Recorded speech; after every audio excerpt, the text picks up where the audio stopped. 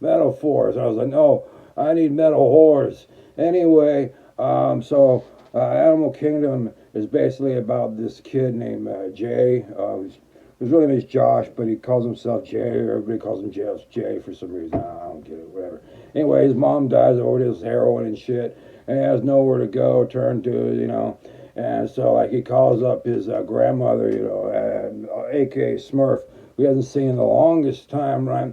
And she's like, "Oh, Jay and shit, yeah, we'll take you into the family, into the house." And she does so, and you're like, "Into the family? What the fuck?"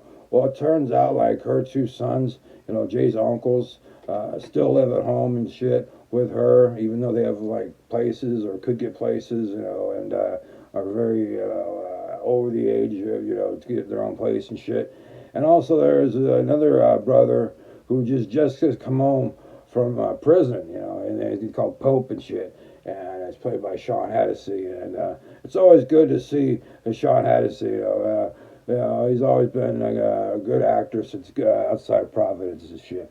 Anyway, I watched the movie, and I watched Animal Kingdom, excuse me. And I could tell that it was not just about tits and ass and violence, even though it was cool, I'm into that. Anyway, it was also about like trying to get like dominance and see who the alpha male was, and also usually was Smurf. The grandmother had him, making money, saving money. She was plotting away, and no one was knowing. It's got a lot of twists and turns. You're gonna like get a little heartburn. Oh, and you're gonna be like, wow, this family do this to each other. But it's also kind of like the Animal Kingdom, like survival of the fittest. Go back and forth. Is he kind of like part of the family? Can we trust him? I don't know. But it's a good little series, and it'll keep you going.